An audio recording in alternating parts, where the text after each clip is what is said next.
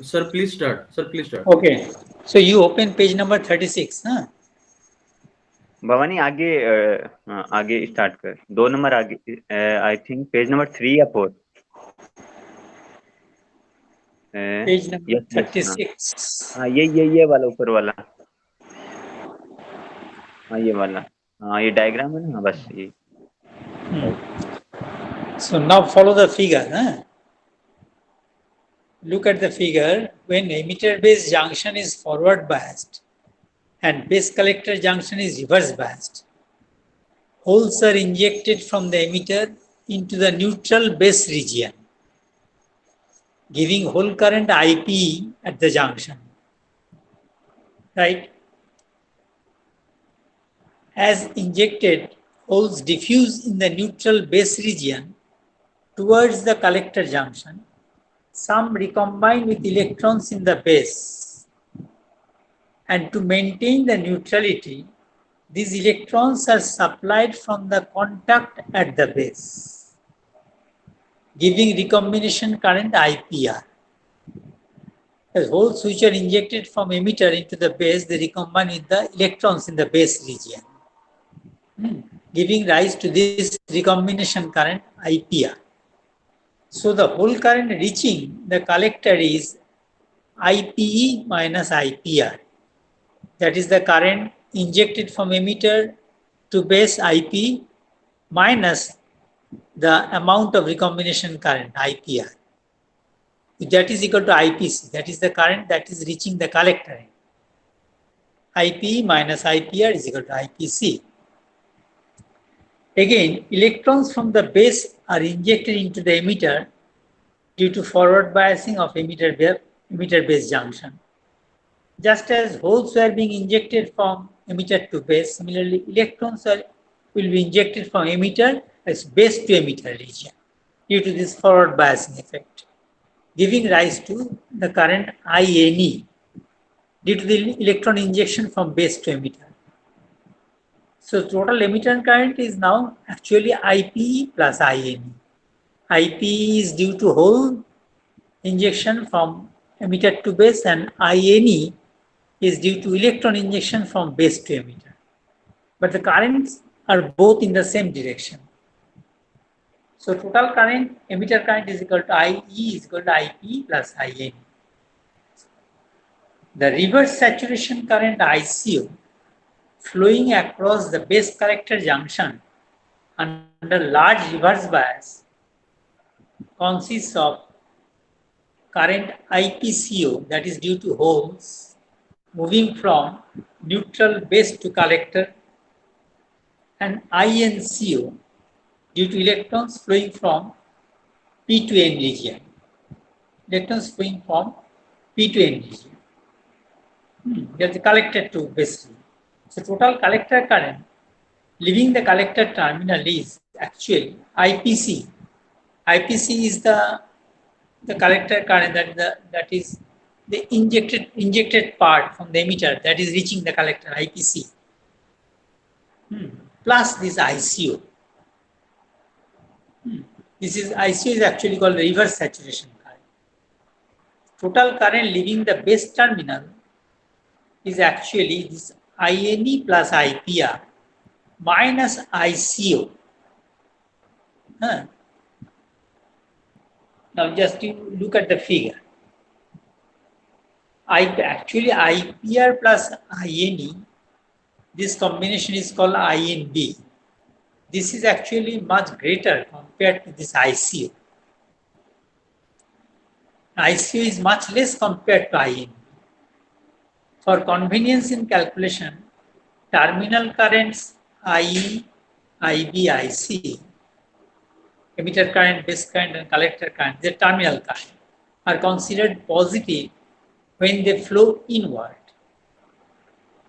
And VEB, VCB, VCE are positive when terminal marked by the first subscript is positive relative to the terminal marked by the second subscript. That means in case of VEB, if emitter is at higher potential relative to base, this VEB is said to be positive. Similarly for VCB, the collector at higher potential relative to base, the VCB is positive, and so on. So ICO, actually ICO is equal to minus, magnitude-wise, ICO equal to IPCO plus INCO. But since we have considered the ICO, we have chosen this to be positive inward. So in that case, ICO equal to minus of within bracket IPCO plus INCO. ICO is arbitrarily chosen positive inward to make it the same sign as that of IC. This is arbitrarily chosen. Right? So now we go to the page number 37. We define now some parameters of this BJT, bipolar junction transistor. Common base current gain alpha. Acha, up to this part, all right? Hello? Yes, sir. Yes, Okay. sir. Okay. Now go to page number 37. We define now some parameters of this bipolar. Is defined, alpha is defined as IPC by IE. That is the fraction of the emitter current that is reaching the collector.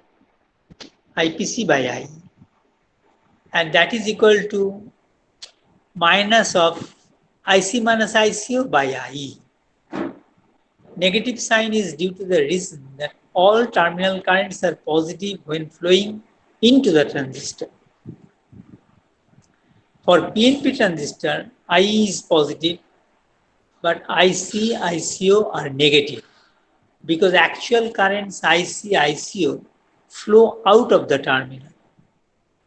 For NPN transistors, IE is negative because in case of NPN, emitter current is flowing outward, So this IE is negative, and IC, ICO will be positive because from the collector end, current is entering.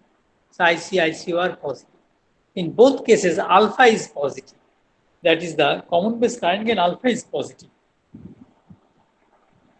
For small signal AC operation, alpha bar defined as alpha bar is defined as minus del IE of IC minus ICO.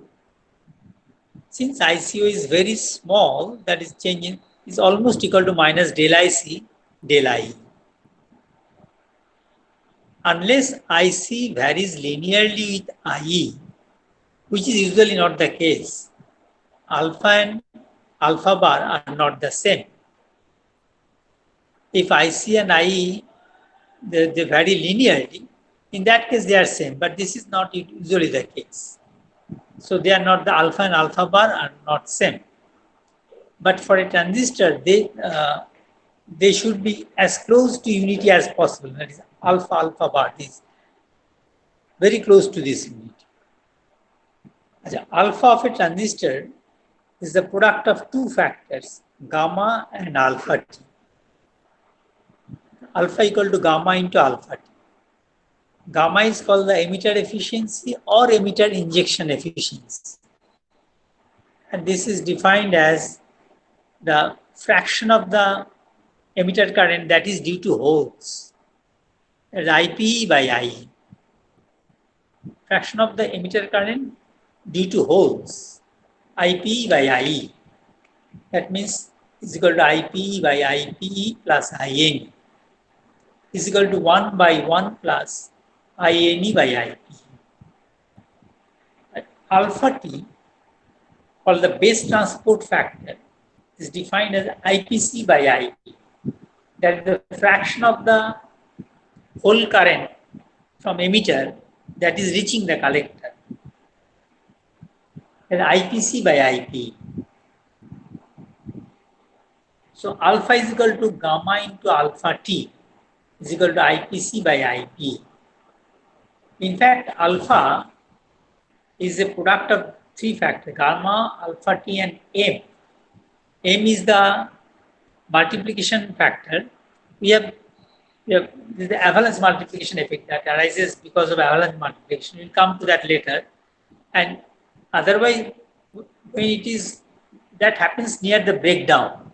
But when we are far from the breakdown, that is when the collector base voltage is not very high, in that case, this M may be considered to be unity, almost unity. So we define this alpha as alpha equal to gamma into alpha t. We have not considered M, taking M as unity. Alpha equal to gamma into alpha t, that is equal to IPC by IP, is equal to minus IC minus ICO by IE. That is what we have written in this square bracket. We have omitted the collector multiplication factor M because unless VCV is very high to cause avalanche effect, M is almost unity. So we have taken, for the time being, we have taken M to be unity. To make gamma close to unity, we can see from the expression that INE should be much less than IP. This gamma equal to 1 by 1 plus INE by IP.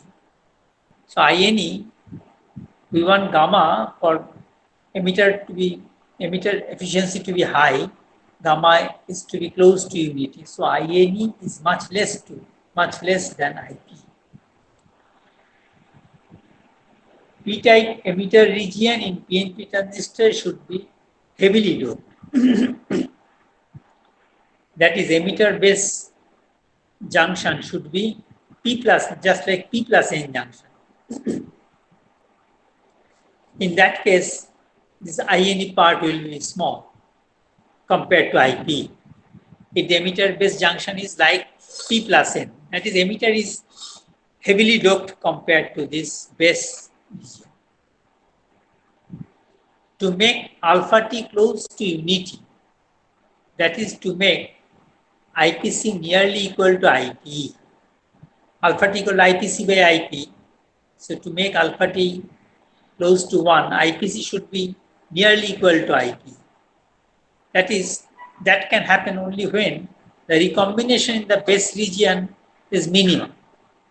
So to make the recombination in the base region to a minimum, base width should be very small compared to diffusion length for the holes. So there is a very little recombination. A recombination current will be very small. In that case, base current will be small.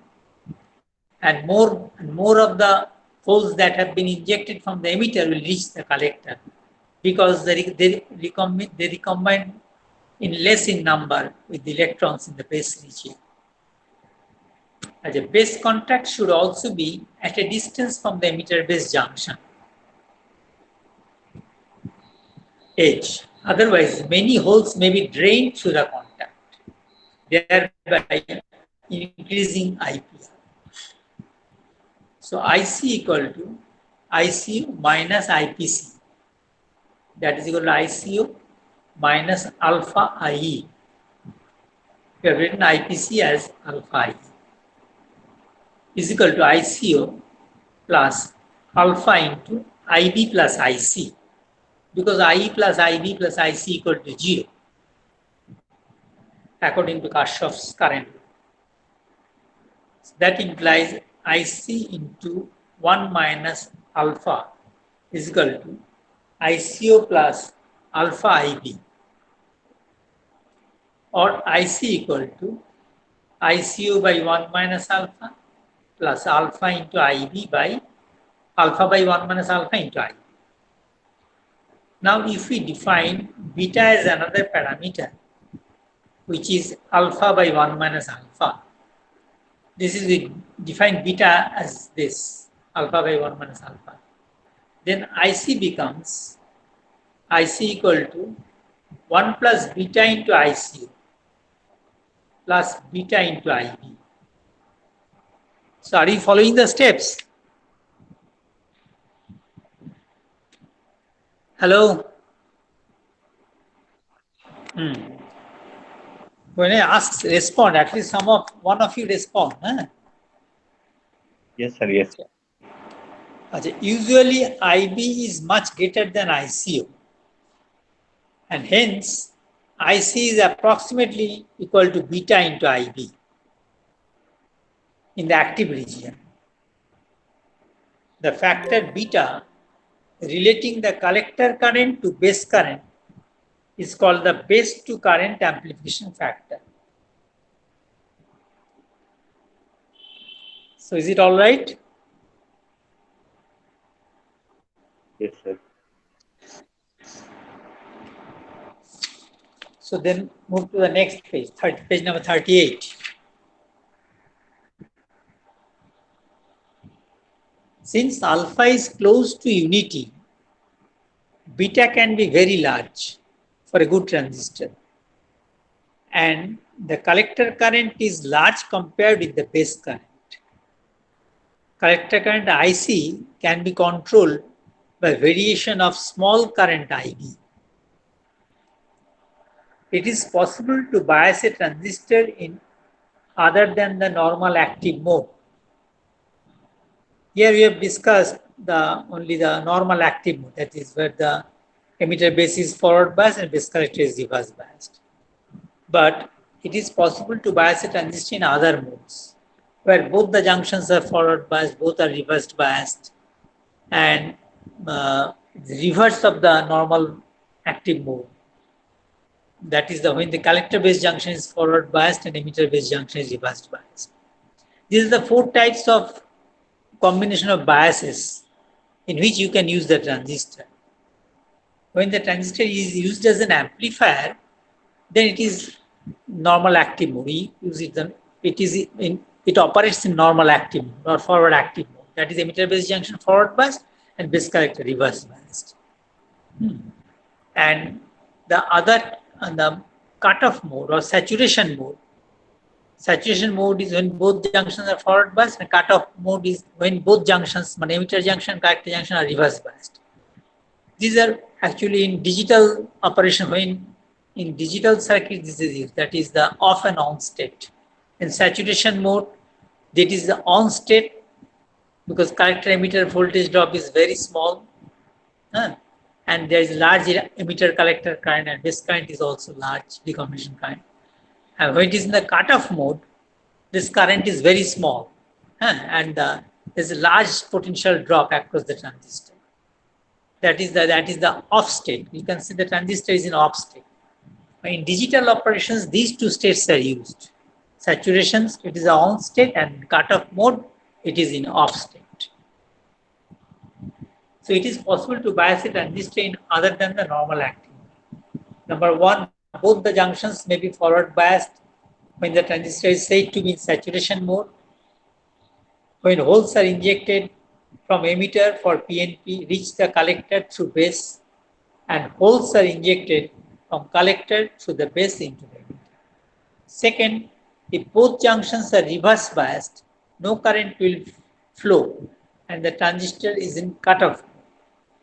Number 3, reverse active mode is one in which collector junction is forward biased and emitter junction is reverse biased. In this mode, if the device is operated, performance will be poor due to different doping concentrations of emitter and collector. Otherwise, if the 2 doping concentrations would have been the same in the emitter and collector, it would have been perfectly symmetrical. That is, in both ways you could have operated the transistor. That the roles of emitter and collector would have been just the reverse. But actually transistor is not symmetric, transistor is usually asymmetric. So when the transistor is in normal active mode, that is forward active mode, we know that IC equal to collector current equal to ICO, reverse saturation current ICO minus IPC. IPC is the whole current that is reaching the collector, and is equal to ICO minus alpha IE. In this mode, collector current is essentially independent of collector voltage. You know this already, and depends on emitter current only. We seek to generalize this equation, which will be valid for any junction voltage across JC.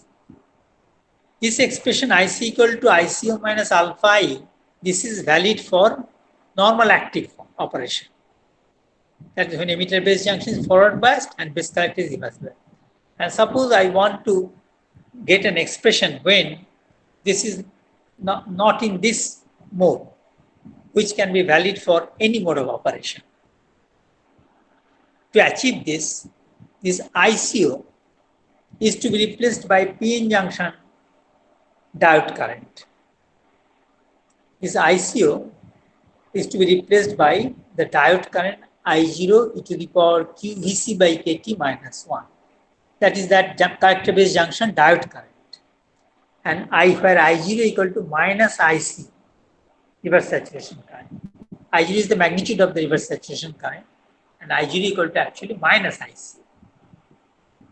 So IC will become now in that case, IC equal to minus alpha E, and in place of ICO, we replace it by this I0 into e to the power q Vc by Kt minus 1, and equal to IC equal to minus alpha E minus ICO into e to the power q Vc by Kt minus 1. When transistor, this is the expression for the collector current. When transistor is used in an inverted fashion, that is collector base forward biased and emitter base reverse biased, we may write IE equal to IEO minus alpha I IC.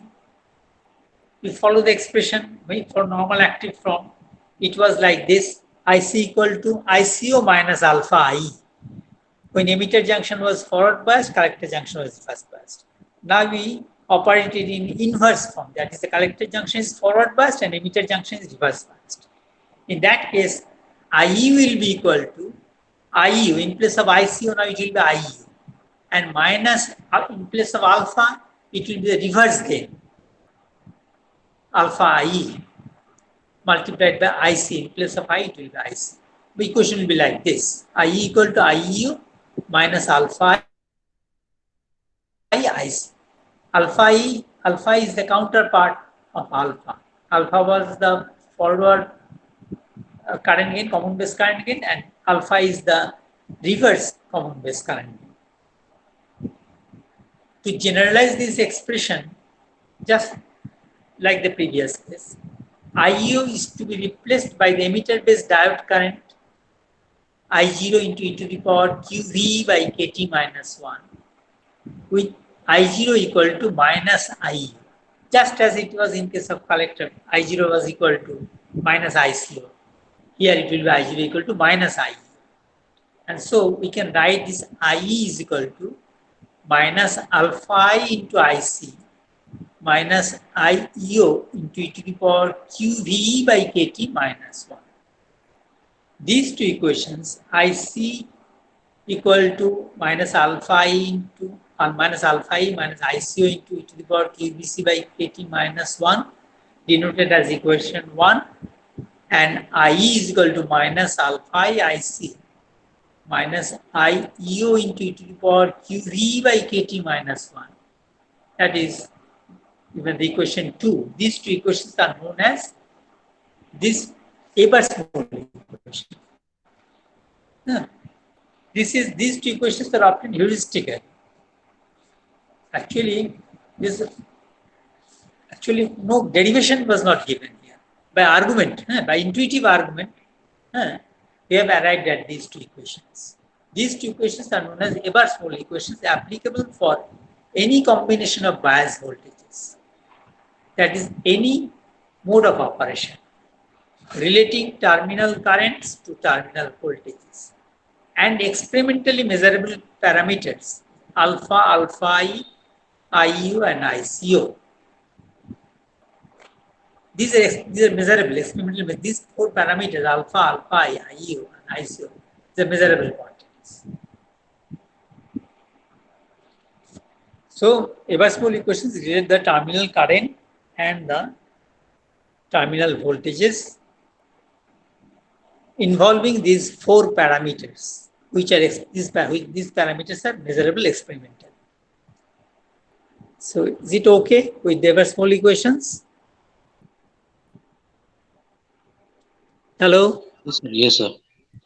Okay.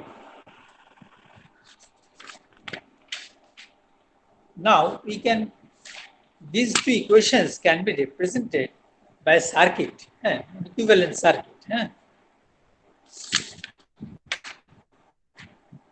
This is called reversible diagram.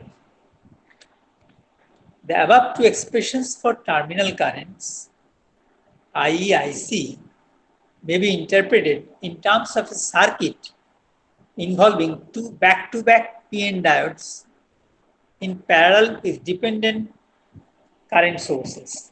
They will be independent in parallel with two dependent current-controlled current sources. Actually, two back-to-back PN diodes with saturation currents minus IU and minus ICU. This should be written here. Huh? I've written it afterwards, but it should be written like this. The above two expressions for terminal currents IE, IC may be interpreted in terms of a circuit involving two back-to-back PN diodes with saturation currents minus IE and minus ICO. This group of words will be after PN diodes with saturation currents minus IEO and minus ICO in parallel with two dependent current control current sources. IEO, ICO are negative for PNP transistors, so that minus IEO, minus ICO are positive, giving magnitudes of reverse saturation current. Now you look at the diagrams. You can see that between this emitter and base terminals, that is between the 2 points P and N, one diode and another current control source.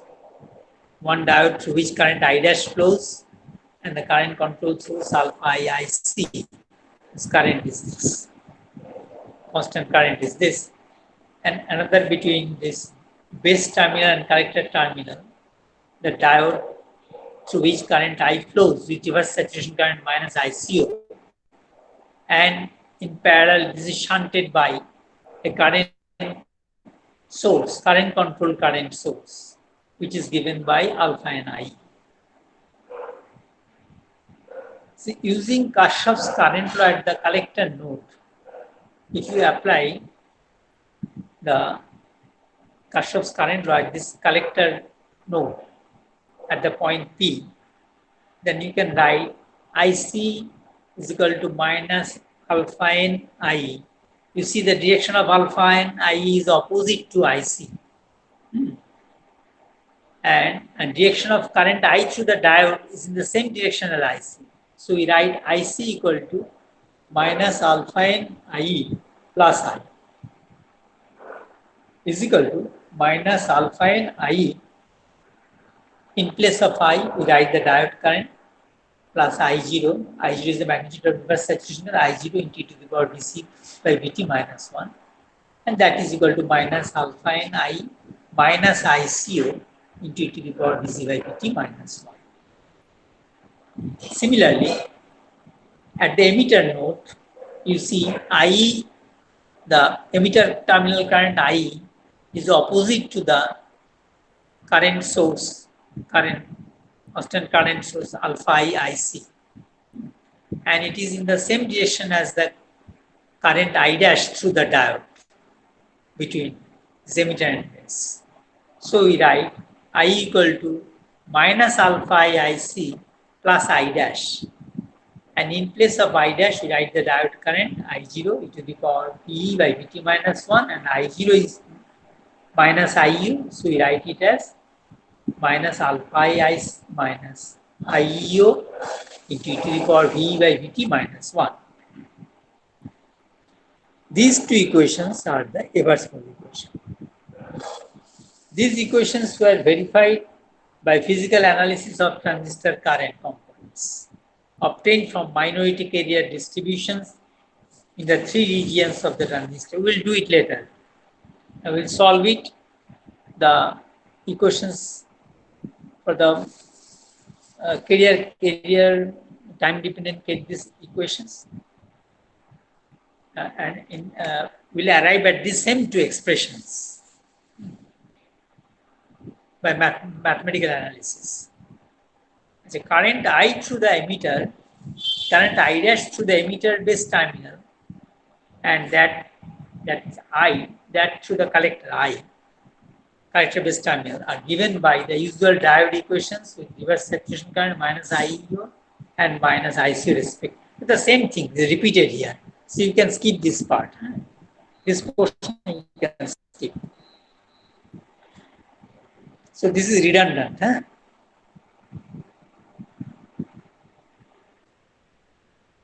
So this paragraph you just skip this part. When alpha n equal for symmetrical transistor, alpha n equal to alpha I, but not for practical transistor. Once we have shown the major current components and their relations with the terminal currents, we first calculate the current components from the continuity equation in base, emitter and collector regions in terms of geometrical and doping parameters of the device, and then obtain the expressions for the terminal currents. That is the Ebert-Small equations that we have arrived at heuristically. Now we'll give a derivation of that, mathematical derivation of that, solving for the differential equations in the different regions, emitter, base and collector regions. So now we go to page number 40, right? Hello, okay up to this part? Yes, sir. Oh. Okay. Now continuity equation becomes simplified because all the applied voltages appear across the junction. And in absence of electric field in the base, emitter and collector regions, these regions we have assumed is in the neutral regions. There is no voltage drop. We have assumed this. In absence of electric field in the base, emitter and collector regions, there will be no minority carrier drift. So drift components will not, minority carrier drift components will not be considered. Due to voltages appearing across the junctions, concentrations at the edges of the transition regions are modified by a factor of e to the power v by vt. This we have already seen in case from the diode case, PN junction case. Due to voltages appearing across the junction, the concentrations at the edges of the transition region are modified by a factor of e to the power v by vt, v being the applied bias voltage, positive for forward and negative for reverse bias. Again, due to high surface recombination velocities at the ohmic contacts, excess carrier concentration reaches zero at the ohmic contacts. That means ohmic contacts may be assumed to be perfectly absorbing, just as we have assumed it in case of long base diodes, short base diodes. Considering all these and assuming doping to be uniform in the emitter region, base region and collector region. Doping percentage is separate in the three regions, but the doping is uniformly doped emitter, uniformly doped base and uniformly doped collector. And junction areas of emitter, base and base collector to be the same. These are the assumptions. Then we proceed as follows. Where current flow is one dimensional and generation and recombination in transition regions are neglected. Continuity equation is del P del T equal to minus P by tau P minus 1 by Q del Jp del X. This is the continuity equation. We know we have dealt with such equations earlier. This is equal to minus P by tau P plus dP, d2P, dx2. We have substituted in place of Jp. This is only due to the diffusion component will come because there is no minority drift component. Drift component will not be there. So del P del T equal to minus P by tau P plus dP, d2P, dx2. and del P del T equal to 0 in the steady state. Therefore, d2p, the above differential equation become d2p dx2 equal to P by dp tau. And dp tau p is defined as Lp square. So d2p dx2 is equal to P by Lp square. The P means excess concentration. Excess concentration over the thermal equilibrium value. And that is P minus P0. So Px, the solution of this equation is, as you know, Px equal to A1 e to the power x by Lp plus A2 e to the power minus x by L. And at x equal to 0, P0 is equal to A1 plus A2, and x equal to Wb. You just see the figure, is the emitter where we have considered the origin. In the emitter-based depletion region, right end of the emitter-based depletion region, that is the left end of the neutral B region, is taken as the origin. Left end of the neutral B region, or the right end of the emitter-based depletion junction, that is taken as the origin.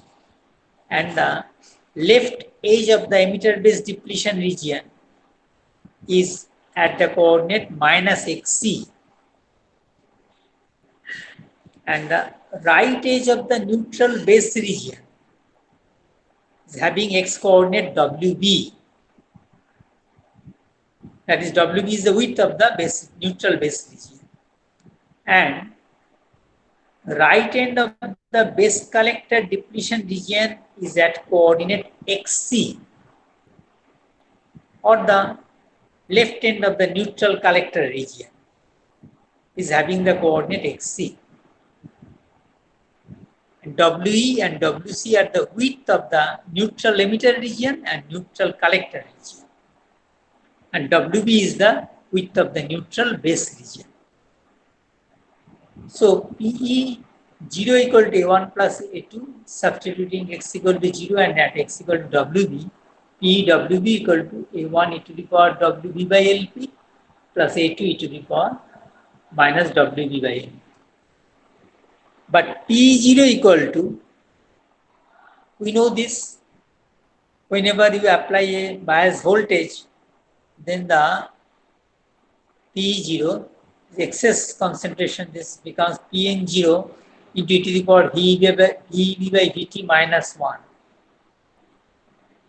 So this is the excess concentration of holes at x equal to 0. That is the left end of the base neutral base region. And we call this P subscript capital E. P subscript capital E. And PWB is equal to Pn0. PWB equal to Pn0 e to the power VCB by Vt minus 1. That is, we call this PC, P subscript C.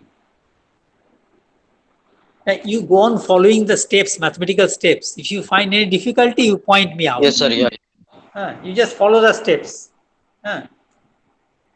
You calculate it mentally.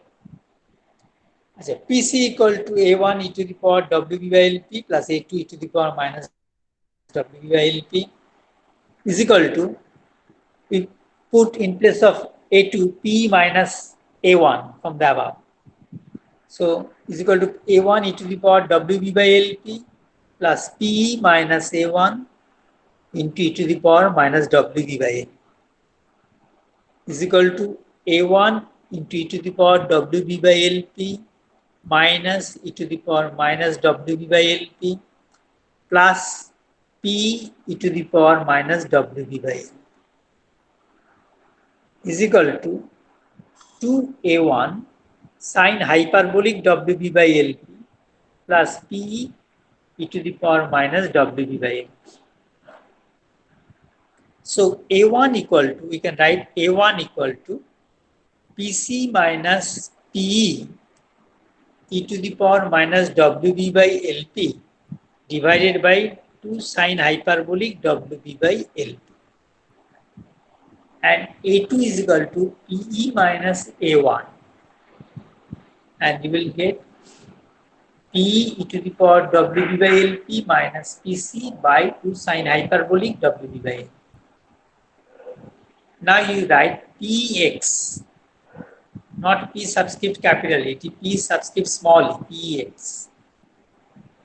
Px is equal to PC e to the power x by LB minus P e to the power x minus WB by LB plus P e to the power WB minus x by LB minus PC e to the power minus x by LB divided by 2 sine hyperbolic WB by L is equal to PC sine hyperbolic x by LB by sine hyperbolic WB by LB plus P sine hyperbolic WB minus x by LB by sine hyperbolic WB by L.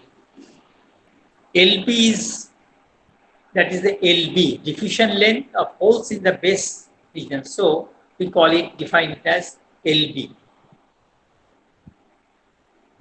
Are the steps all right? Yes, sir. Yes. Okay. Then we go to the next page, 41. IPE, that is the whole current that is injected from the emitter.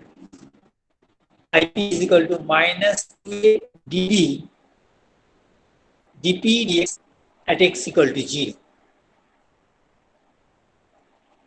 is equal to QA dB by LB into, within bracket, P cot hyperbolic WB by LB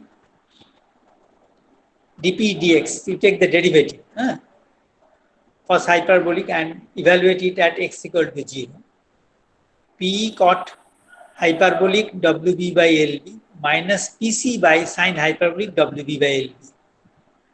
Have you checked it? Yes, sir. Okay. Using PE is equal to Pn0 e to the power VB by Vt minus 1. And this Pn0 equal to Ni square by Nd e to the power Vb by Vt minus 1.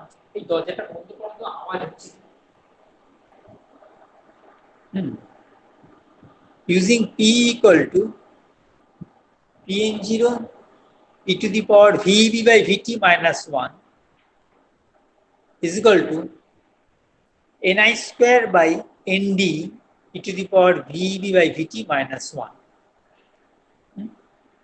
Because we know that Ni square equal to Pn0 into Nn0 and Nn0 means Nd. So Ni square by Nd into e to the power Vb by Vt minus 1. And Pc equal to Pn0 e to the power Vcb by Vt minus 1. That is equal to Ni square by Nd e to the power Vcb by Vt minus 1. So we get Ip is equal to QA dB by LB, putting this value of P and PC here, we get Ip is equal to QA dB by LB Ni square by Nd into cot hyperbolic WB by LB into e to the power Vb by Vt minus 1 minus e to the power Vcb by Vt minus 1 divided by sine hyperbolic WB by L. Now we calculate IPC. IPC equal to, that is the whole current that is reaching the collector end. Part of the whole current injected from the emitter into the base that is reaching the collector region, IPC, that is equal to minus QA dB dP dx, gradient of this whole concentration at the right end of the base region, that is at x equal to WB, minus QA dB dP dx at x equal to WB. So you take the derivative in the same way. and you get minus QA dB by LB, PC cot hyperbolic WB by LB, plus QA dB by LB, PE by sine hyperbolic WB by LB. Now you put the value of PC and PE here. That is equal to minus QA dB Ni square by LB into ND multiplied by e to the power multiplied by cot hyperbolic WB by LB multiplied by e to the power VCB by VT minus 1 plus QA dB Ni square by LB ND within bracket E means in the that is ND in the emitter region. The not ND should be in the not A, the ND should be in the base region. It should be base multiplied by e to the power VEB by VT minus 1 divided by sine hyperbolic WB by LB. Is it all right? So we have derived the expression for IPE and IPC. Now we will derive the two expressions INE and INC, solving the differential equations for the electron in the emitter region and the collector region. In the emitter region, now we consider the emitter region first. Continuity equation for minority carriers is this in the emitter region. D2NE dx2 is equal to NE x by L square. Solution is NEX equal to A1 dash e to the power small x plus capital XC by LE plus A2 dash e to the power minus small x plus capital XC by LE. This capital XC has come due to the choice of the origin. NE at minus XC is equal to that is called NE, small n subscript t, and NE at minus WE minus XC coordinate, you take it as 0. At the leftmost end of the emitter, this NE is equal to 0. NE, that is the excess electron constant, that is 0. So NE is equal to A1 dash plus A2 dash. If you put small x equal to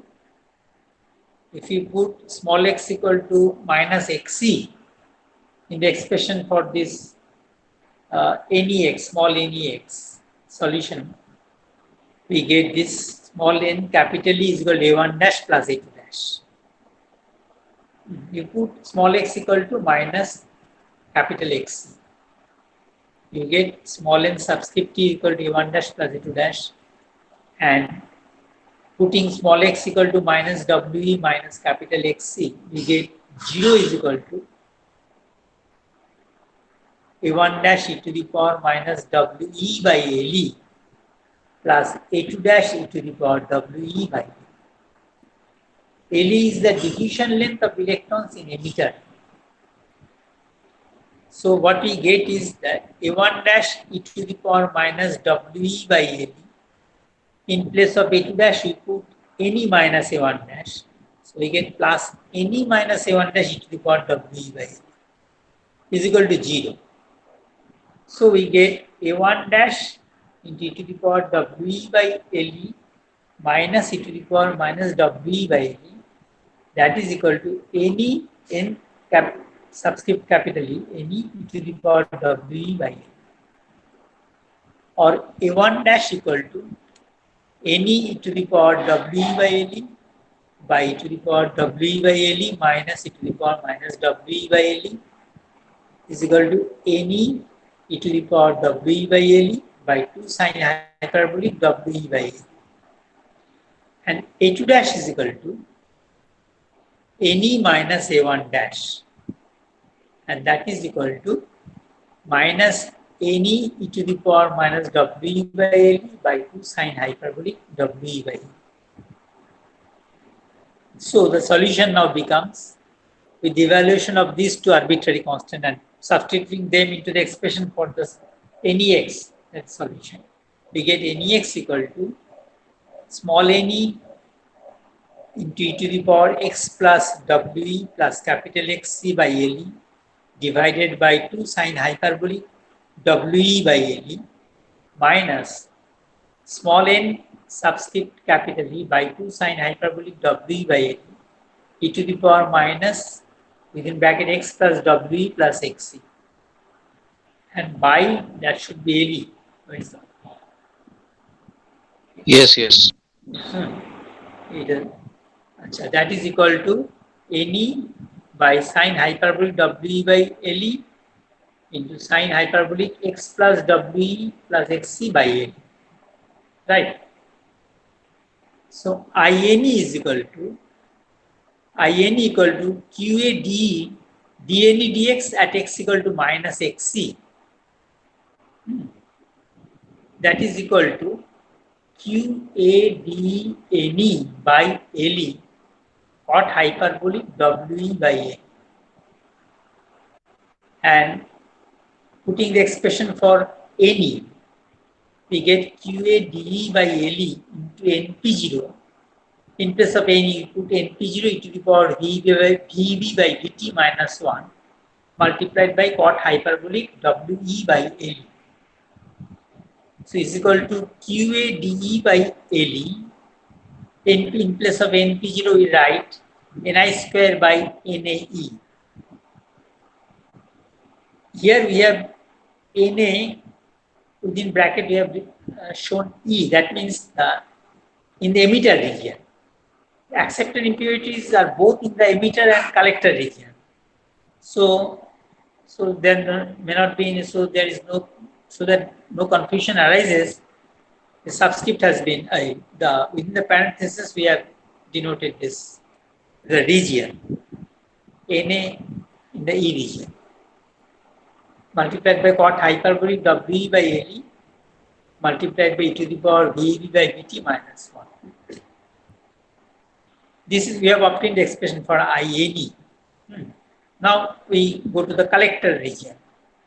So again the equation of continuity that for the electrons, so the minority carriers here. So differential equation is this: d2Ne dx2 is equal to Ne by LC square.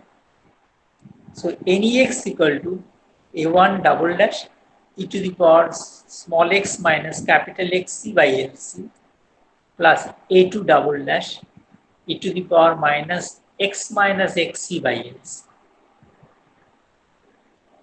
NEXC is equal to NC is equal to A1 double dash plus A2 double dash. We have put x equal to capital XC. Here, so we get NEXC is equal to A1 double dash plus A2 double dash. We call that NC. Now, NE at x equal to XC plus WC, that is equal to 0, is equal to A1 double dash e to the power WC by LC plus A2 double dash e to the power minus WC by LC. That implies A1 double dash is equal to minus NC e to the power minus WC by LC divided by e to the power WC by LC minus e to the power minus WC by LC.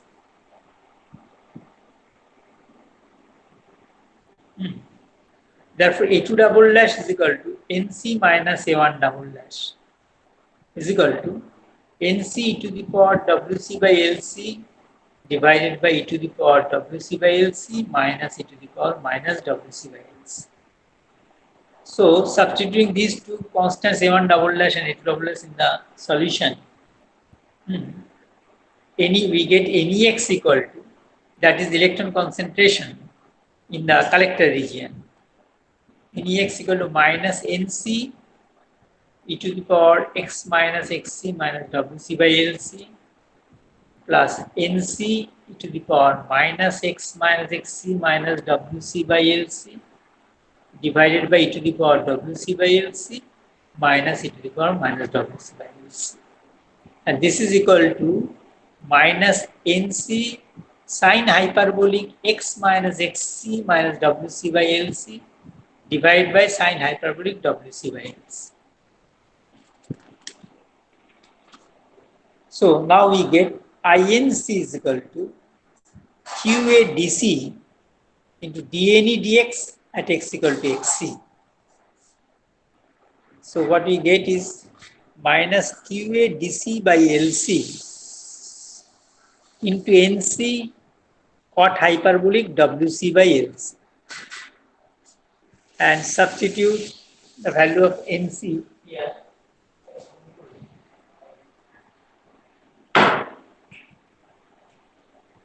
Now substituting here, we get minus QA DC by LC NP0 e to the power VCV by VT minus 1 cot hyperbolic WC by LC is equal to minus QA DC by LC Ni square by Na C in the collector region, accepted concentration, cot hyperbolic WC by LC into e to the power VCV by VT minus 1. So now you get IE is equal to IP plus INE is equal to minus QA dB Ni square e to the power VCV by e to the power VEB by VT minus 1 divided by LB ND sine hyperbolic WB by LB plus QA Ni square VCB, not VEB, VCB e to the power VCB by VT minus 1 plus QA Ni square within bracket dB by LB ND cot hyperbolic WB by LB plus dE by LE NAE cot hyperbolic WE by LE multiplied by e to the power VEB by VT minus 1. Now IC, the collector current IC equal to minus IPC plus INC. That is equal to minus QA dB Ni square by LB NDE multiplied by e to the power VV by VT minus 1 divided by sine hyperbolic WB by LB plus QA Ni square into WB dB by LB ND cot hyperbolic WB by LB plus DC by LC NA within bracket C, that means collector region, acceptor concentration in the collector region, cot hyperbolic WC by LC multiplied by e to the power VB by VT minus 1. The terminal currents, so we have obtained the expression for the emitter current and the collector current. Terminal current can thus be calculated knowing VEB, VCB and the device parameters. The complex expressions will take simple form for particular mode of operation, and also when emitter, base and collector widths are small compared to the respective minority carrier diffusion lengths. The two expressions for IE and IC form the basis of Ebers-Moll equations. These two expressions take simple form by defining certain parameters. Emitter-base junction reverse saturation current is defined as the current flowing into the emitter when collector is short-circuited to the base, that is VCB equal to 0, and emitter-base junction is reverse biased, that is VEB less than 0. The emitter current that flows under these two conditions, that is VCB equal to 0 and VEB less than 0, we call that emitter-base junction reverse saturation current, IES. Emitter-base junction reverse saturation current is defined as this. IES is equal to IE, that the emitter current at VCB equal to 0 under this condition, VCB equal to 0 and VEB less than 0. Okay, putting these two conditions here, IES equal to minus QA NI square into dV by LB ND cot hyperbolic WB by LB plus dE by LE NAE cot hyperbolic WE by LE. Check it. In the expression for IE obtained above, you substitute these two conditions, VCB equal to 0 and VB less than 0. So we arrive at the expression for IES, emitter base junction, reverse saturation current IES. With VB equal to 0 and VCB less than 0, the collector current that flows, we call that collector base junction reverse saturation current ICS. ICS equal to minus QA NI square into dB by LB ND cot hyperbolic WB by LB plus DC by LC NSE cot hyperbolic WC by LC. Are we following? Yes, sir. Very much. IES, ICS are negative for PNP transistors. The forward base current gain alpha n is defined as, now these two parameters we have defined, IES and ICS. Now we define the other two parameters, alpha n and alpha I. The forward base current gain alpha n is defined as the ratio of collector to emitter current when the collector current is shorted to the base, that is VCB equal to 0. And alpha n is equal to minus IC by IE when VCB equal to 0. With this, putting this VCB equal to 0 in the expression for IC and IE and taking the ratio, you get this expression. Alpha n equal to QA dB NI square by LB ND sine hyperbolic WB by LB divided by QA NI square multiplied by dB by LB ND cot hyperbolic WB by LB plus dE by LE NAE cot hyperbolic WE by LB. The reverse common base current gain is defined as the other last parameter, alpha I is equal to minus IE by IC at VB equal to 0. When emitter base is short circuited, the ratio of this emitter current to collector current, that is the reverse common base current. And substituting this VB equal to 0, putting VB equal to 0 in the expression for IC and IE and taking the ratio of IE by IC, you get this expression alpha I equal to QA dB NI square by LB ND sine hyperbolic WB by LB divided by QA NI square multiplied by dB by LB ND cot hyperbolic WB by LB plus DC by LC NA within bracket C cot hyperbolic WC by X. Now, in terms of these parameters, that is IES, ICS, and this alpha and alpha I, this expression for emitter current and collector current can be written like this: I equal to minus IES e to the power VB by VT minus 1 plus alpha I ICS e to the power VCB by VT minus 1 and IC equal to alpha n IES e to the power VB by VT minus 1 minus ICS e to the power VCB by VT minus 1. So these two look like Ebers-Pauli equations.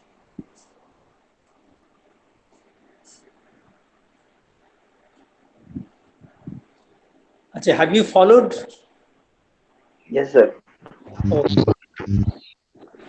Achha, now come to page number 43. With IE equal to 0, that is emitter open, VCB less than 0, IC equal to ICO, that is the collector reverse saturation current. emitter open, when emitter is open and VCB less than 0, the collector current is the collector base reverse saturation current ICO. From the above expression for IE, then you put I equal to IC equal to I equal to 0 with emitter, because emitter is open, I equal to 0. So in the expression for IE, you put 0 equal to I equal to 0, 0 equal to minus IES into e to the power dV by VT minus 1 minus alpha I ICS. This is a reverse bias collector junction. And from the expression for IC, we get ICO equal to alpha n IES e to the power dV by VT minus 1 plus ICS. With emitter open, that is I equal to 0 and VCB less than 0. IC is equal to ICO. Collector current that is flowing, we call that ICO. And ICO is defined as that collector current when emitter is open, that is I equal to 0 and the collector base junction is reverse biased. Under these conditions, the collector current that flows, we call that ICO.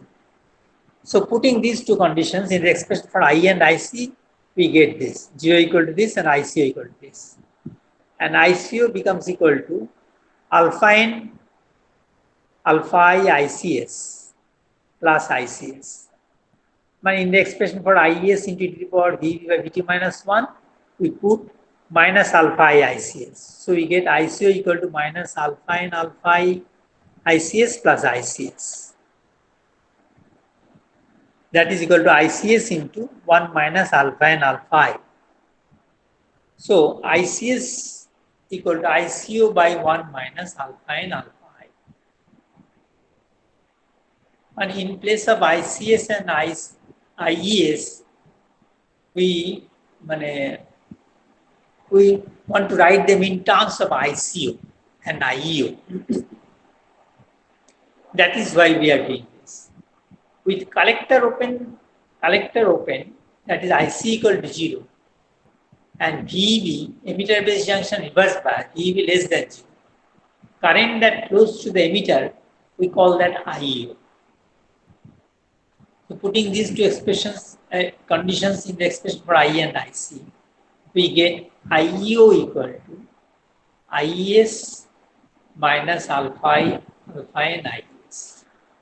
That is equal to 1 minus alpha n alpha into IES. That means IES equal to IU by 1 minus alpha n alpha I.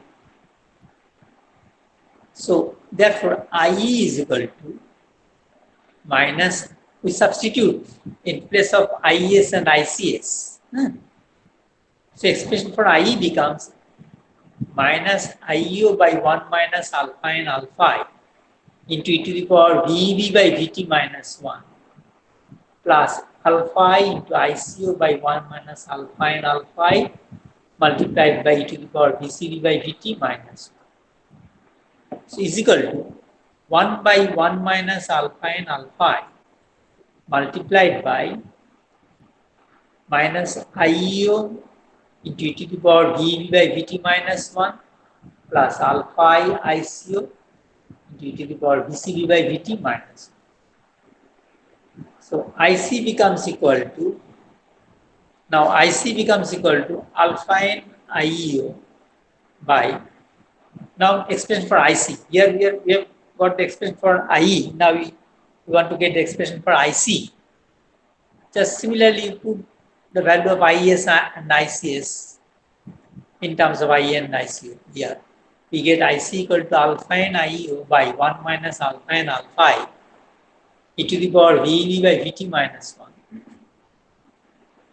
minus ICO by 1 minus alpha n alpha I into e to the power VCB by VT minus 1 is equal to 1 by 1 minus alpha n alpha I multiplied by alpha n IEO e to the power VEB by VT minus 1 minus ICO into e to the power VCB by VT minus 1. Now multiplying the expression for IE by alpha n and adding this to the expression for IC above, we get this IC equal to minus alpha n IE minus ICO d to the power VCB by VT minus 1. Similarly, multiplying the expression for IC by alpha I and adding to I, we get I equal to minus alpha I IC minus IEO into e to the power VEB by VT minus 1. So these two expressions for IC and IE are written in a form as was done by Ebers-Moll. Now we look at the form of the two expressions for IC and IE that we wrote earlier by argument that heuristically we wrote down these equations for IC and IE as was done by Ebers-Moll. So we have earlier defined these two expressions for IC and IE are written in a form as was done by Ebers-Moll. Previously, it has been explained how the two expressions are represented by a circuit model of two interacting diodes of emitter base and collector base junctions. So we have earlier defined parameters gamma, alpha t, alpha, beta. And now we calculate them in terms of the parameters of the device. These two parameters we already defined earlier: gamma, the emitter injection efficiency; alpha t, the base transport factor; alpha, the common base current gain; and beta, the common emitter current gain. Now in terms of the device parameters, we want to obtain the expression for this gamma, alpha t, alpha.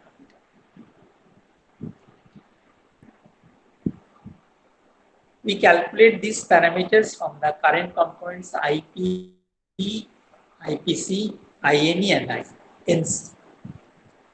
Emitter injection efficiency gamma equal to IP by I is equal to IP by IP plus IN is equal to 1 by 1 plus INE by IP. Now for a large reverse bias applied to the collector base junction,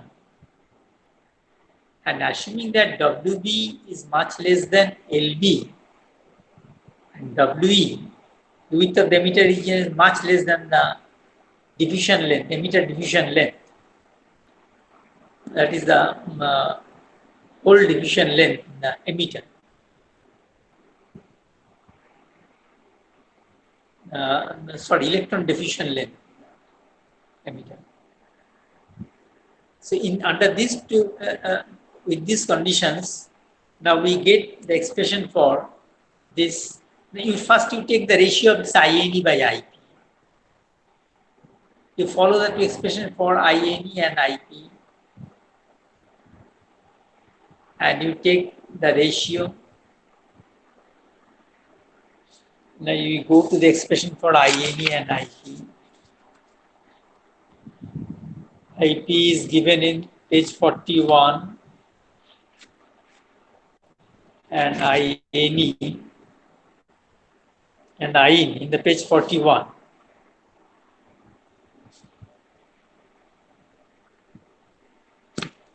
Take the ratio for large reverse bias. For large reverse bias, that is the second term you can neglect. E to the power VCB by VT minus this term contain this term. You can neglect. Look at the expression for IP and INE. Now I should have given the equation numbers. That would have been better. Actually, I should have given the numbers of the equations. That is, if possible, you put equation number. That will be easier for you to follow. You put equation numbers. Yes, sir. Look at the expression for IP and IN. And when it is reverse biased, for large reverse bias, this VCV term, that e to the power VCV by Vt minus this term will not be there. Sure. And then this will be, with these conditions, this will reduce to 1 by 1 plus Nd by Na into dE by dB multiplied by Wb by We, the magnitude of Wb by We. Actually, in order to arrive at this expression, you follow the next few lines. For normal active operation under large reverse bias, IP takes simple form. IP takes simpler form with Pc equal to minus Ni square by Nd, hence can be neglected. Again, for a practical transistor, Wb, but width of the base region is much less compared to the diffusion length in the base region, Lb. That's the whole diffusion length. And We, width of the emitter region is much less than the Le. Width of the base and emitter are much less compared to the magnetic area diffusion lengths. That is here electrons. So in that case, we can write what hyperbolic x can be approximated as 1 by x for x much less than 1. X equal to Wb by that Le. That is much less than 1. So expression in the hyperbolic expression can be taken as 1 by x. And if you put that, we will get this expression. That is the gamma equal to 1 by 1 plus Nd by Na E into dE by dB into Wb by Wb, which I write it as 1 by 1 plus K1 into Nd by Na. K1 is this factor, Nd dE by Na dB.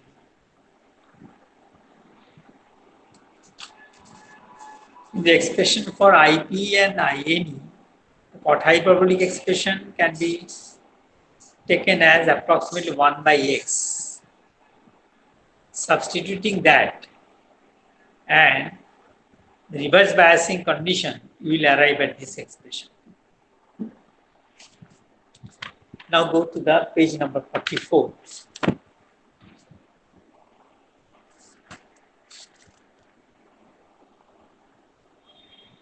The base transport factor alpha T is equal to IPC by IP.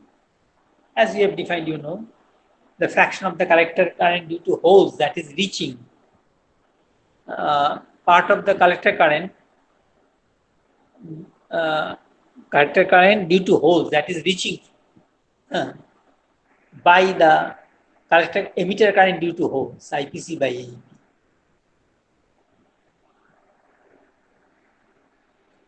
Is equal to dP dx at x equal to Wb by dP dx at x equal to 0. Putting Pc equal to 0 in the expression for Px. Yes, Px we get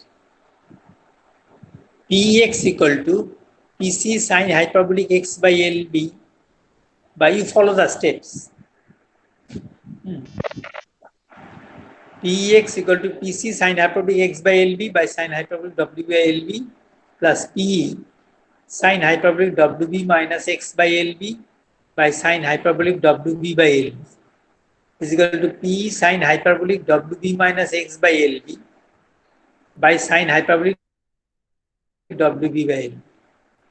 Putting Pc equal to 0. We get alpha T equal to 1 by cos hyperbolic. Alpha T equal, this is the expression for P. You take the derivative with respect to x at the point x equal to Wb and at the point x equal to 0 and take the ratio. You get this. Alpha T equal to 1 by cos hyperbolic Wb by Lb. That is equal to 1 by 1 plus Wb square by 2 Lb square. Then the alpha equal to gamma into alpha t. Gamma we have already obtained 1 by 1 plus k1 into nd by NAE, and alpha t equal to 1 by 1 plus WB square by WB square. So this is the expression for alpha. In most circuit applications, BJT is used in common emitter configuration with IB as input, base current as input, and collector current as output terminal current. The relation between IB, IC is IC equal to beta IB plus beta plus 1 ICO, as we have obtained earlier. But beta was defined as beta equal to alpha by 1 minus alpha. The common emitter current gain, beta, writing beta equal to HFE, H subscript FE, capital F, capital E. And 1 by HFE equal to 1 by alpha minus 1. That is equal to WB square by 12B square plus K1 ND by NAE. Product terms those are neglected. See, in many transistors, the second terms on the right hand side is small, and HFE is approximately equal to 2LB square by WB square. So alpha is close to unity, and HFE is a large number. Because if LB, which is much larger compared to WB, if it is say LB is say 8 or 10 times this becomes, you can see how large it is. If it is 8 times, LB is 8 times WB, then it becomes 128. 64 into 200. If it is 10, it becomes 200. Reversible equations relating terminal currents and voltages are valid for any combination of bias voltages giving 4 regions of operations of a BJT. Magnetic area distribution for these regimes of operations are shown here. In the figure, we give the magnetic area distribution in the three regions for different modes of operations. PCB and VEB are PCB plotted along x-axis, VEB plotted along y-axis. That is in the first quadrant, it is the saturation mode. Both VEB and VCB are positive. In saturation region, since both emitter base and collector base junctions are forward biased, injection through the junctions are high, and magnetic area concentration in base is also high. Naturally, recombination current is very high. Base current will be high. Consequently, the recombination and the IB is high. And IE and IC are also high. This is the first quadrant. And in cutoff mode means all VB and VC both are reverse biased. That is in the third quadrant. Since both emitter base junctions and collector base junctions are reverse biased, magnetic area concentration is 0, and carrier concentration in base is almost 0 and very small, IE, IC. IB is almost 0. In inverse active mode, normal active mode is known to you, that is in the second quadrant, and inverse active mode, that is in the fourth quadrant. That is where emitter base junction, base collector junction has reversed the roles. In inverse active mode, where common base junction is forward biased and emitter base junction is reverse biased, is very similar to normal active mode, with roles of emitter base and base collector junctions being reversed now. In this mode, performance will be poor compared to the normal active mode due to different doping concentrations of emitter and collector regions.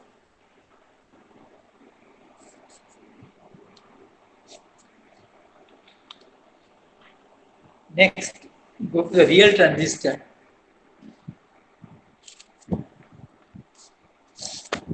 Okay, let me take a few minutes rest. My throat is aching. Huh? Sure, sure.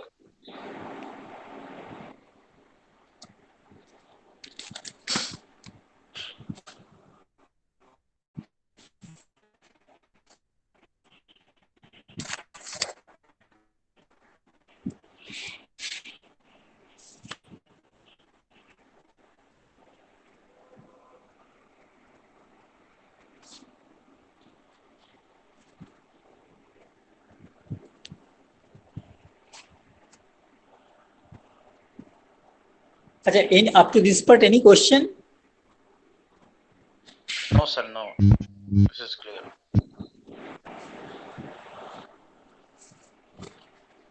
Okay, Sir, if you want to go for more detail, then you follow the book of Tyagi. Huh? okay, sir, now we have the book again. So you can, Tyagi's book. If you have do you have the book of Tyagi? yes, now we have. Oh, okay. In Taggi's book, there are a lot of in more details discussed. Discussion have been more detailed. I have mainly followed the books of Tyagi and the Street Man, and that book was also good by Dasgupta and Dasgupta. They are the two professors of IIT. That book, I don't know whether it is available in the net or not. That is also not bad. That book. Okay, we have the Tyagi. I think we have the And these PDF of two, Street. Street Man and Tyagi, these two books will suffice. Surendra, we And have the PDF of Yes. statement, right? hello, I couldn't follow you. No, sir, I was just asking Surendra that do we have the PDF of statement? Hello. Bhavani, I cannot follow you, what you are saying. Your voice is breaking. Sir आपने hello Hello, huh? हाँ sir आपने अरुण के पास में बोला था ना कि अरुण के पास में त्यागी बुक है तो मैंने लास्ट नाइट अरुण से ले लिया था Oh, okay. तो वो Okay, वाला how? बुक है तो हम लोग सर आपस में सब शेयर कर लेंगे But in Taggi's book, there are a lot of details are there. All the details are not necessary. Huh? Yes sir sir बहुत ज्यादा दे रखा है हाँ, तुम ये note follow करो तुम. You हाँ note follow करो, and if you find any confusion in the note, and then you consult the books. Yes sir yes Taggi's book or Streetman's book or any other book that you have with you. Huh? For clarification or further, if maybe at some point, maybe that from the notes, some points may not be clear. To make it more clear and transparent, you consult the books that you have with you. Yes Okay. Now we start again. Eh? Go to page number 45. So, real transistor. The ideal, we have discussed the ideal transistor, and the assumptions we have already discussed. The ideal transistor for which we obtained expressions for IE, IC were based on certain assumptions such as areas of the emitter base collector junctions were the same and the same as the cross-sectional area of the uniform base region.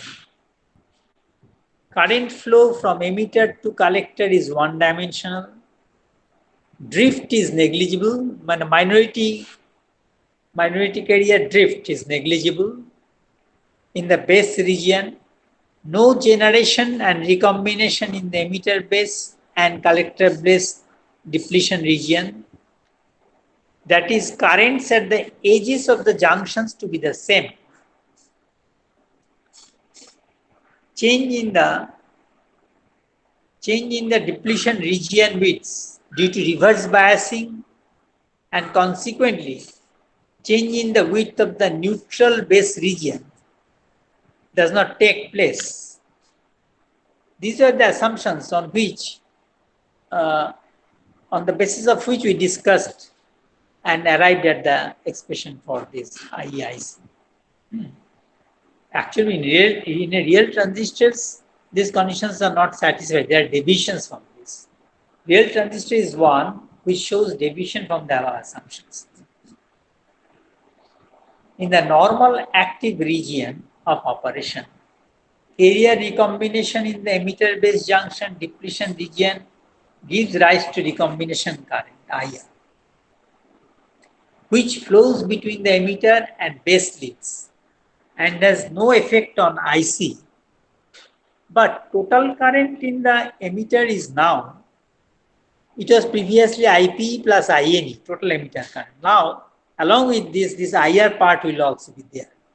That is the recombination that is taking place within this emitter-base junction. That is, total emitter current is now IP plus INE plus IR.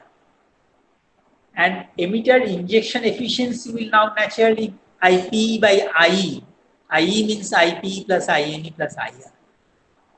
So, effect of IR is to reduce the emitter injection efficiency. When collector-base junction is reverse biased, depletion layer width of the collector-base junction is depletion layer width is increases, under reverse biasing. So it becomes depletion layer width becomes 2 epsilon by QND into VO minus VCB to the power half. VCB is negative actually. Actually VO plus VCB. Collector-base junction is reverse biased. So when collector region is heavily doped and width of the base region decreases, when reverse bias increases. Isn't it? Collector-base junction area, junction width increases and the neutral base region width decreases, leading to an increase in the slope of the minotic area, that is whole distribution in the base region. You follow the curve, this curve. As you increase the reverse bias, the base width, actually neutral base region width decreases, and the slope, the slope of the straight line. Here, straight line shown as the carrier concentration, whole concentration in the base region, almost linear. It is not exactly linear, almost linear. Because the width of the base region is very small, we can treat it as linear. But as the neutral base region width decreases, the slope of the straight line increases, leading to an increase in the slope of the minotic area distribution in base region. Injected from emitter to base as shown in figure. Since emitter and collector currents are proportional to the slopes at x equal to 0 and at x equal to WB of the distribution PNX, and slopes increase with increase in reverse bias VCB, leading to increase in IE and IC. The decrease in base width also causes an increase in the base transport factor alpha T, leading to an increase in the current. Naturally, that will be because as the base region decreases, the recombination also decreases. So base transport factor will increase because IC increases in that case. The base transport factor also increases, and common base current gain, which is a product of the alpha, the gamma into alpha T, so alpha also increases. Another thing is that base narrowing due to increase in VCB imposes a restriction on the upper limit of this collector base voltage, because at a certain value of VCB, collector base depletion region will reach the emitter base junction. As you increase the reverse bias, collector base reverse bias, as you increase it, then the depletion layer width increases and ultimately it reaches the emitter base junction. Will reach the emitter base and WB becomes 0, leading to punch through condition with VCB equal to VPT. That value of VCB where this the collector base depletion region reaches the emitter base depletion region, that value of collector base voltage you call this VPT, the punch through voltage. And then heavy current flows. Almost the current flows from emitter to collector direct.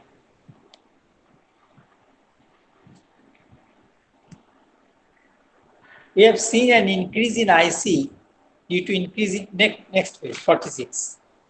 We have seen an increase in IC due to increase in reverse bias VCB due to narrowing of the base width. Another effect that causes an increase in IC for large reverse bias VCB is avalanche multiplication of minority carriers in the depletion region of the collector base junction. Minority carrier diffusing from either side into the collector base junction produce secondary electron hole pairs under large reverse bias, as a result of which current flowing out is m times the current flowing in the junction, where m is the avalanche multiplication factor given by m equal to 1 by 1 minus VCB by VBR whole to the power n. VBR is the breakdown voltage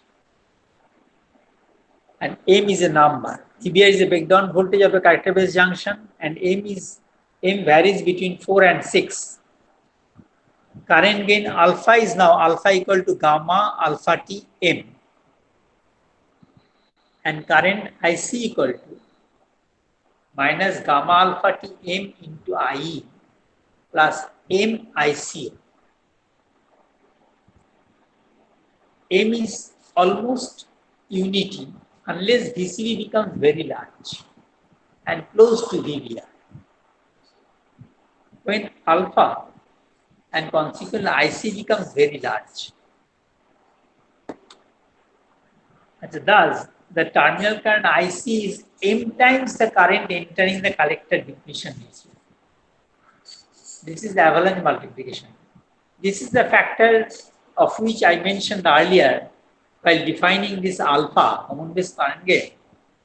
At first, actually alpha was defined as the product of emitter injection efficiency gamma and base transport factor alpha T. But at that time I told you that I just intentionally I skipped m, the fact, and it is a product of another factor. Actually, alpha is a product of 3 factors: gamma, alpha T, and m. M is this avalanche multiplication factor. Unless VCB is so large that this avalanche effect comes into play, then you can treat as m as unity. That's why I just omitted that m and wrote alpha as gamma into alpha T. Now, as for punch through voltage, we want to mention one more thing. This punch through voltage VPT for a PNP transistor may be obtained from the relation this WB equal to WB0. WB is the effective base width and WB0 is the metallurgical base width. WB0 minus this 2 epsilon VO plus VCB by Q into NC by NB into 1 by NC plus NC to the power half. This expression we have already obtained earlier while discussing this depletion layer width in case of diode, where NC and NB are uniform impurity doping concentration in the collector and base respectively. VCB is reverse bias collector base voltage. WBD is the metallurgical, WB0, sorry, not WB0 is the metallurgical base width. WB is the effective base width. Actually, this expression to the power half, actually this is the width of the depletion region for PN junction. When it is reverse biased, V0 is the built-in potential difference. You know, V0 is the built-in potential difference, and VCB is the collector base reverse bias voltage. So sign is plus. And this VCB is magnitude. VCB is reverse bias character base voltage. WB0 is the metallurgical base width. WB is the effective base width. At pass-through condition, VCB is VPT. And WB becomes 0. Effective base width that becomes 0 because the collector base junction depletion region reaches the emitter base junction and the neutral region which becomes 0. So in that case WB is 0, that is WB0 becomes this. Root over of top 2 epsilon V0 plus VPT by Q into NC by NB into 1 by NC plus NB. So VPT equal to QWB square by 2 epsilon into NB NC plus NB by NC. VO is much less than VPT, so we have omitted this VO. NB is much less compared to NC because NB is the doping concentration in the base that is much less compared to the doping concentration collector. So VPT is approximately equal to QWB V0 square into NB by 2 epsilon. In punch-through condition, collector depletion region essentially fills the entire base for P plus NP transistor. Holes are swept directly from the emitter region to the collector and the transistor action is lost. In most cases, avalanche breakdown of the collector junction occurs before punch-through is reached, which is generally avoided in circuit design. But circuit design is made in such a way that this punch-through condition is never reached. So with that, before that avalanche breakdown condition occurs. So let us stop it here today. Yes, sir. Yes. So have you followed? Yes. Yes. Yes. Actually, we have mind now. Listen it very carefully. Sorry? Understand. Sorry, what did you say? I couldn't follow. Sir, now I did understand. Oh. But sir, the problem I cannot do, right? Sorry, I could not follow what you're saying. Sir, if I get any doubt, I can ask you, right? Later. Yes, of course you can. Okay, then we stop it for today. Yes. Yes, sir. Yes. Again on next Tuesday, at the same time. Okay. Thank you, sir. Achha, two figures I have sent it from Taggy's book. Yes, sir. The two Yes, figures that you sent to also others.